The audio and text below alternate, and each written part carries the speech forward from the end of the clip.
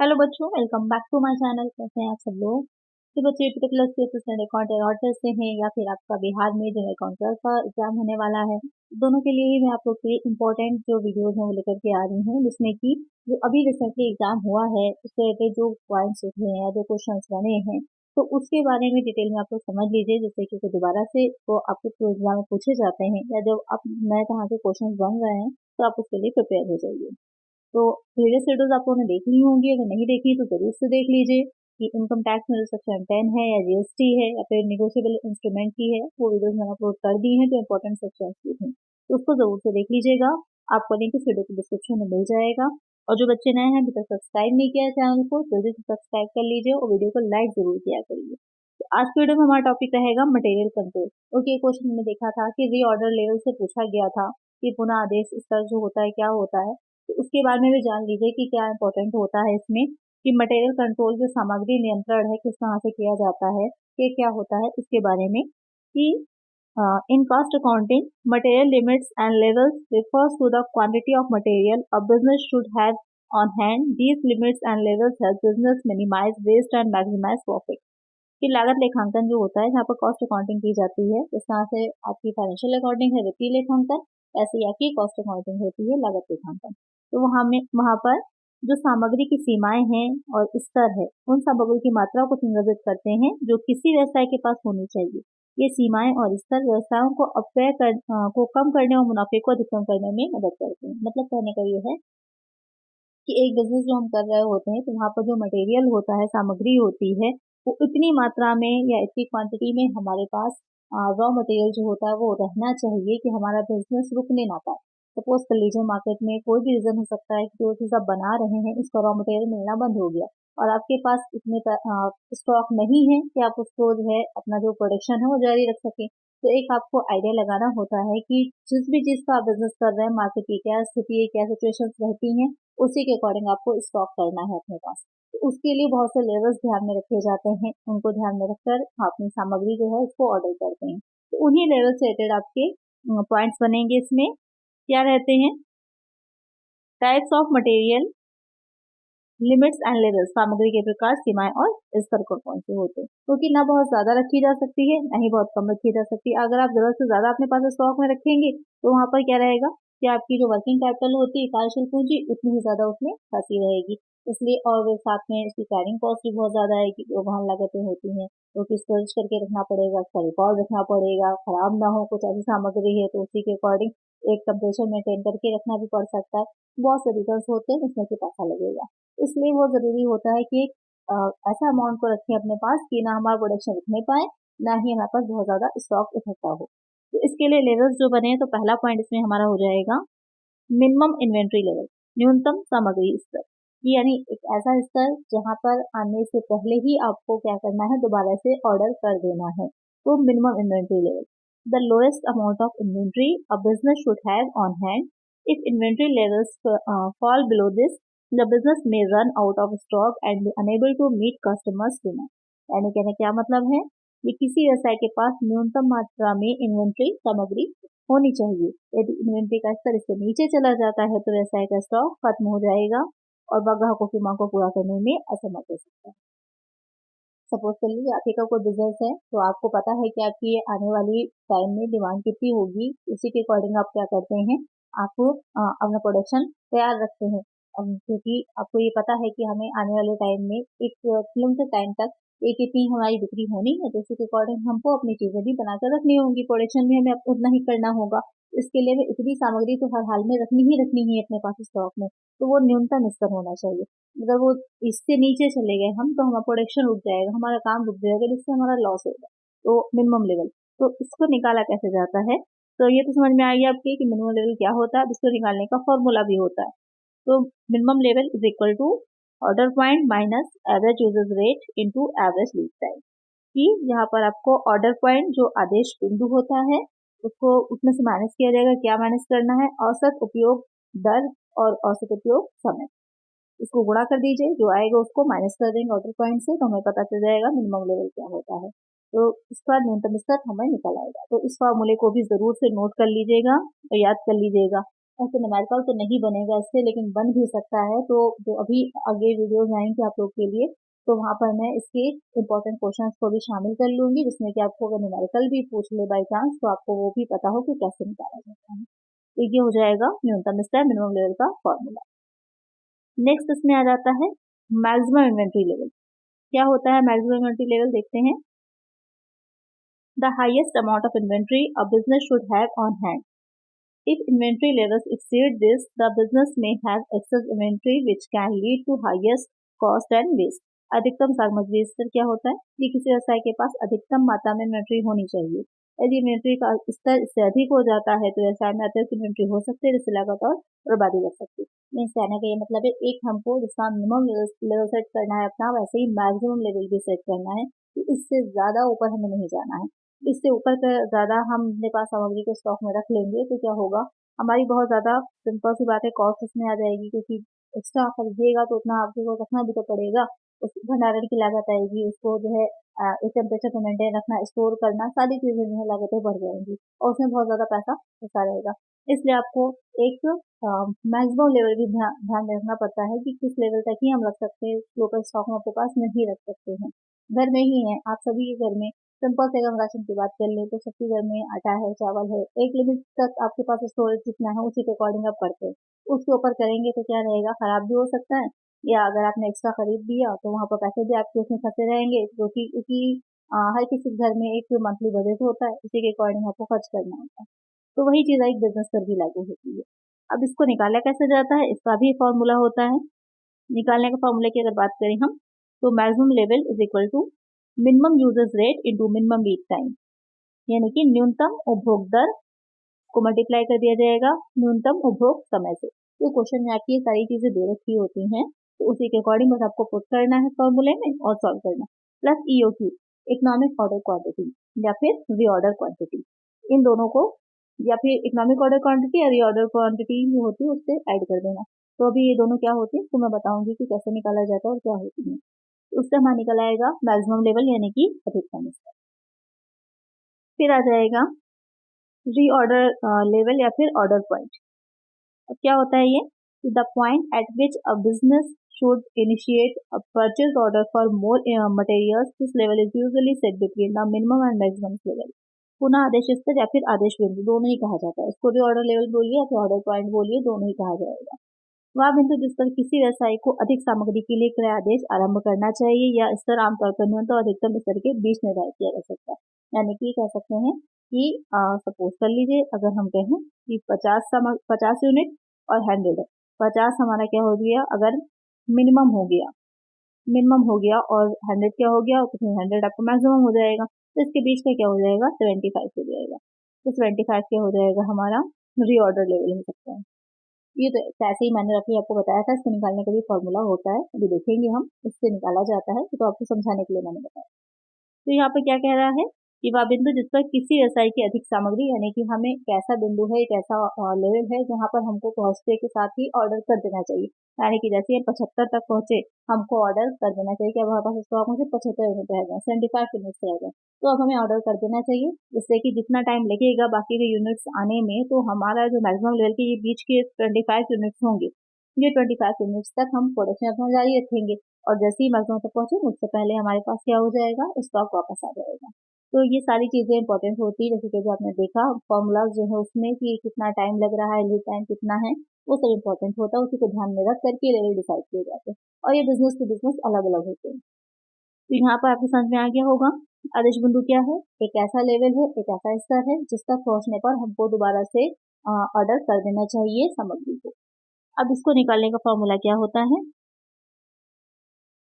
Order point is equal to, यानी आदेश बिंदु किसके बराबर होगा, मैक्सिमम रेट ऑफ यूजेज, यानी कि अधिकतम उपभोग दर जो होती है गुणे करिएगा multiply by maximum lead time, अधिकतम जो टाइम लग रहा है उसमें मल्टीप्लाई करिएगा तो निकल के आपको ऑर्डर पॉइंट आ जाएगा।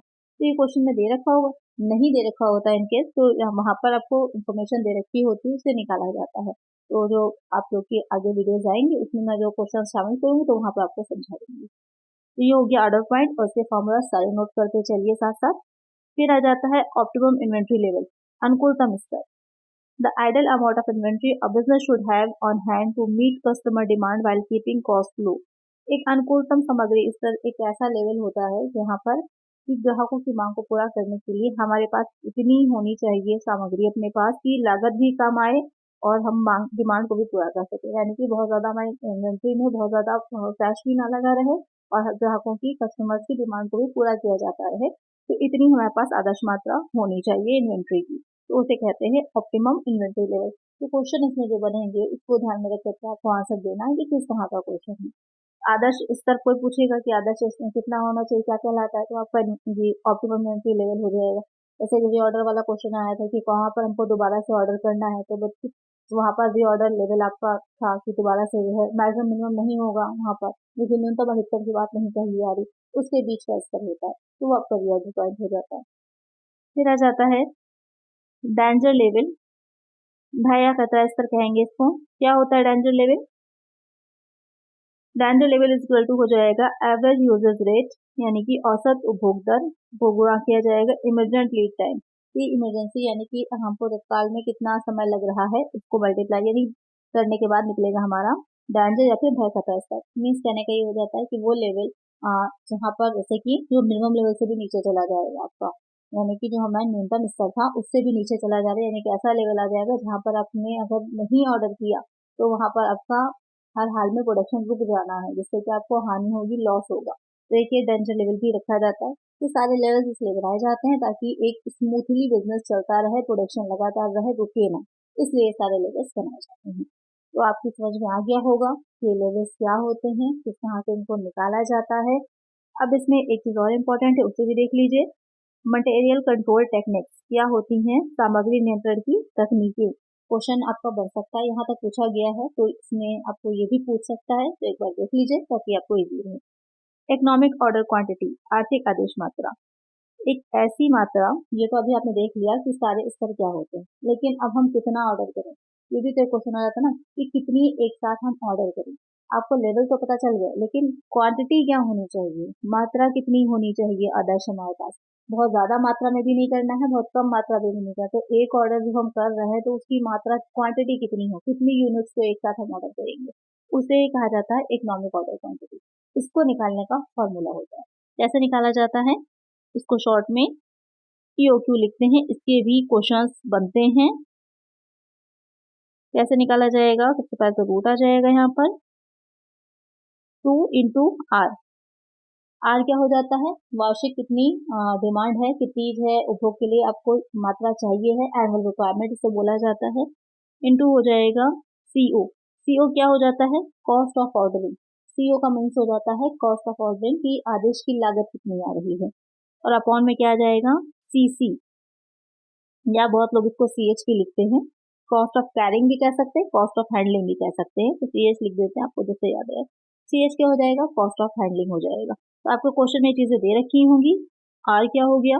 एनुअल रिक्वायरमेंट हो गया, यानी कि कितनी हमको मात्रा वर्ष में चाहिए, किसको ध्यान रखिएगा, हमें यहाँ पर वर्ष में ध्यान रखना है, ना कि मंथली नहीं। अगर मंथली दे रखा होगा तो उसको इंटू 12 करके आपको वर्ष में चेंज कर देना है, आपको पूरे वर्ष भर की ध्यान में रखनी है। आर से CO क्या हो जाएगा? कॉस्ट ऑफ ऑर्डरिंग, आदेश की लागत। क्वेश्चन में आपकी दे रखी होती है सारी चीज़ें, इसके स्टेप मैं आप लोग को करवा भी चुकी हूँ, न्यूमेरिकल इससे रिलेटेड मैंने करवाया है आपको प्रैक्टिस सेट्स में।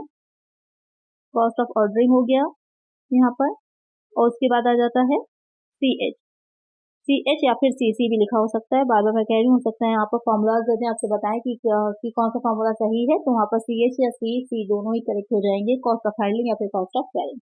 तो यहाँ पर क्या लिखेंगे हम? Cost of handling. तो ये हो जाएंगे इकोनॉमिक ऑर्डर क्वांटिटी निकालने का फॉर्मूला, कि कैसे निकाली जाती है ये क्वांटिटी, कि कितनी हमको ऑर्डर करनी है। फिर आ जाता है इसमें, ये एक हो गया पॉइंट आपका मटेरियल कंट्रोल की, सामग्री नियंत्रण की तकनीकें। दूसरा आ जाता है just in time system. Just in time system ये क्या होता है? अगर इसकी हम बात करें तो ये जस्ट इन टाइम सिस्टम जो है, जैसे जस्ट है, जैसे एक चीज याद रखिएगा कि जापानीज यानी कि ये जापान की प्रणाली है, ये जापान में इसको जो है माना जाता है, वहाँ से इससे स्टार्ट हुआ था। ये भी क्वेश्चन पूछ सकता है अगर, तो इसको भी ध्यान में रखिएगा। तो जस्ट इन टाइम यानी कि इसका मीन्स हो जाता है कि बहुत सी ऐसी सामग्री होती हैं या कच्चा माल कहिए, रॉ मटेरियल कहिए, जो कि बहुत ही कम टाइम में, यानी कि ऐसा रॉ मटेरियल जिसको कि कम टाइम में आप तक पहुंचाया जा सकता है, कम टाइम में आप उसको मिल सकता है। उसके लिए आपको बहुत ज़्यादा पहले से ऑर्डर करने की ज़रूरत नहीं होती है। तो ऐसा रॉ मटेरियल जो कि आपको बहुत ज़्यादा टाइम पहले से ऑर्डर करने की आवश्यकता नहीं है, जैसे आपको शाम को डिलीवर करना है किसी को, तो मॉर्निंग में अगर आप उस चीज़ को मंगा सकते हैं, ईज़िली आपको मिल जाएगा, तो आपको पहले से उसको स्टॉक करने की रखने की आवश्यकता नहीं है। तो वो सारे व्यवसाय, वो सारे बिजनेस जो इस तरह का प्रोडक्शन कर रहे होते हैं, तो वो क्या करते हैं, जस्ट इन टाइम का यूज़ करते हैं या प्रणाली का यूज़ करते हैं कि तुरंत ही उन्होंने उस चीज़ को मंगा लिया और उसके बाद शाम में ऑर्डर अपना प्रिपेयर करके उसको सेल कर दिया। तो हम उसके लिए हमको स्टोर करके रखने की आवश्यकता नहीं होती, जिससे कि हमारी जो भंडारण की लागतें या स्टोर करने की लागतें हैं वो कम हो जाती हैं। तो मोस्टली अगर आप देखेंगे तो होटल्स वगैरह में ये रहता है कि डेली टू डेली जो होता है, या फिर जो डेयरी के जो है बिजनेस होते हैं उनमें रहता है कि जो है डेली डेली हम जो है अपना सामान मंगाते हैं, उसके बाद उससे जो भी चीज़ें बनानी होती हैं बनवाकर उसको शाम तक सेल कर सकते हैं। तो इस तरह के बिजनेस जो होते हैं वहाँ पर जस्ट इन टाइम जो प्रणाली होती है, सिस्टम होता है, उसका यूज़ करते हैं। तो मैंने बहुत छोटा सा एग्जांपल आपको दिया डेयरी का। बड़े पैमाने पर भी बहुत सी चीज़ों में ऐसा होता है, इसमें बहुत कम टाइम में आपको इजीली अवेलेबल हो जाता है। तो वहाँ पर स्टोरेज के लिए आपको रखने की आवश्यकता नहीं है, तो उसकी लागतें जो होती हैं बच जाती हैं। वो लागतें कौन सी होती हैं, कॉस्ट ऑफ हैंडलिंग की हो जाएंगी या कॉस्ट ऑफ कैरिंग की आ जाती हैं, वहन लागतें जो होती हैं वो बचती हैं। ये सारे पॉइंट्स मैं आप लोग को इसलिए बता रही हूँ, नोट करते रहिएगा अपनी कॉपी में जहाँ पर भी नोट्स आप बना रहे हैं, जैसे कि कोई भी पॉइंट से आपको क्वेश्चन बन सकता है, तो आपको पता होगा कि वहाँ पर क्या यूज किया गया है। फिर नेक्स्ट आता है एबीसी विश्लेषण। एबीसी विश्लेषण में क्या रहता है कि जो मटेरियल होता है आपका, उसको ए, बी और सी, इन तीन तरह में इसको अगर हम डिफाइन करें कि क्या होता है, तो इसे कहा जाता है ऑलवेज बेस्ट कंट्रोल। इसकी फुल फॉर्म होती है ऑलवेज बेस्ट कंट्रोल। इसको ध्यान में रखिएगा, पूछा जा सकता है। इसमें क्या रहता है, जो सामग्री होती है उसको अलग अलग श्रेणियों में बांट दिया जाता है। उसको अलग अलग जो होती हैं हम अलग अलग सेक्शंस में आप कह सकते हैं कि किस तरह से उनका यूज किया जा रहा हो, उसी के बेसिस पे अलग उसको बांट देते हैं और उसमें बांट करके एक पूरी टेबल बनाई जाती है। डीपली आपसे नहीं पूछेगा, इतना जो आवश्यकता है मैं उतना आपको समझा रही हूँ। कहने को तो 1 घंटे की लंबी वीडियो बन जाएगी, लेकिन कोई मतलब नहीं है, आपका सिर्फ टाइम वेस्ट होगा। जितना एग्जाम में पूछा जाता है पॉइंट टू पॉइंट पढ़िए, वो सबसे इंपॉर्टेंट है। किसी भी कॉम्पिटेटिव एग्जाम का एक मूल मंत्र है कि पॉइंट टू पॉइंट चीजों को समझिए, कहाँ पर कितने डीप जाना है। नेट का पेपर होता है, जैसे यूजीसी नेट का होता है, वहाँ पर बहुत डीपली पूछता है, तो वहाँ पर आपको एक एक पॉइंट को जानना जरूरी है, क्योंकि एक एक क्वेश्चन में 6-6, 7-7 पॉइंट बने होते हैं। तो उन सारे पॉइंट्स के बारे में आपको पता होना चाहिए। कैसे पता होगा, जब आप डीपली स्टडी करते हैं। लेकिन इन सारे एग्जाम्स में आपको डीपली नहीं जाना है, बहुत पॉइंट टू पॉइंट निकाल करके क्वेश्चन होते हैं, तो उतना ही पढ़िए जितना आवश्यकता है। बहुत लंबी चौड़ी वीडियो देखने का कोई मतलब नहीं होता, आपको इतना एंगेजमेंट भी नहीं रह जाती, इतना इंटरेस्ट भी डेवलप नहीं होता। जब कम टाइम में ज्यादा अच्छा मटेरियल मिले वहां से पढ़ा करिए। तो यहाँ पर क्या है, कह रहा है ऑलवेज बेस्ट कंट्रोल। तो उसमें श्रेणियों में अलग अलग बांटा जाएगा, उनको प्राथमिकता दी जाएगी जिसके बेसिस पे यूज की जाती है, और उसके अकॉर्डिंग जो है उनको उनकी एक पूरी टेबल तैयार की जाती है। फिर इसी तरह आपका ये बीईडी एनालिसिस भी होता है। बीईडी एनालिसिस क्या रहेगा, इसकी अगर हम बात करें तो इसमें तीन, ये जो बीईडी है अगर इसको आप एक्सप्लेन करिएगा तो इसकी फुल फॉर्म हो जाती है वाइटल। इसी इन तीन जो आपकी फुल फॉर्म है इसकी, इसी में ही ये पूरी आपकी प्रणाली जो है, ये पूरा जो बेस है वो छुपा हुआ है। वाइटल हो जाएगा, फिर आ जाता है इसेंशियल, वाइटल इसेंशियल, उसके बाद आ जाएगा vital essential and desirable analysis. तो ये इसकी फुल फॉर्म हो जाती है। अगर हम हिंदी में बात करें तो क्या हो जाएगा, वाइटल क्या हो जाता है, वाइटल हो जाएगा आपका कि जो बहुत ही महत्वपूर्ण होता है, अपरिहार्य, यानी कि इतना इंपॉर्टेंट या महत्वपूर्ण जिसके बिना उत्पादन किया नहीं जा सकता, उत्पादन का प्रोडक्शन का काम हो ही नहीं सकता, तो वो वाइटल कहलाता है। तो ऐसे सारे कंपोनेंट्स या ऐसे सारे पार्ट्स जो होते हैं जो कि बहुत ही आवश्यक हैं किसी भी प्रोडक्शन को करने के लिए, वो आपके वाइटल में आएंगे। उनको लेना या उनको स्टोर करके रखना या उसकी जो है बारे में एक संतुलन बनाए रखना, जिससे कि हमारा उत्पादन लगातार चलता रहे, बहुत ही इंपॉर्टेंट होता है। तो वाइटल है। फिर आ जाता है इसेंशियल।